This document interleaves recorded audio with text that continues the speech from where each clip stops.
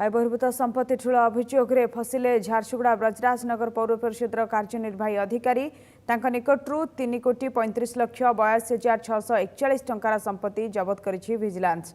आज ब्रजराजनगर म्युनिसिपालिटी कार्यनिर्वाही अधिकारी दिलीप कुमार पटेल घर समेत एककालीन 6टी स्थान में चढ़ाऊ करथिला विजिलेंस।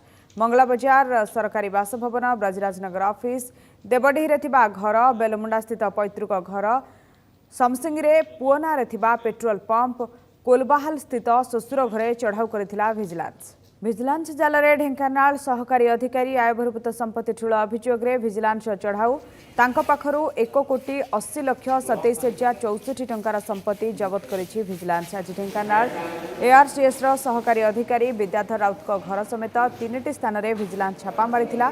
ढेंकानाल महिषियापाट सहकारी संवर्धक समवाय समिति ऑफिस रे मध्य रेड करथिला। एथिसह भुवनेश्वर पटिया स्थित घर, पैतृक गाँ भद्रक एवं कुंभारिया गाँव में चढ़ाऊ करथिला विजिलेंस टीम।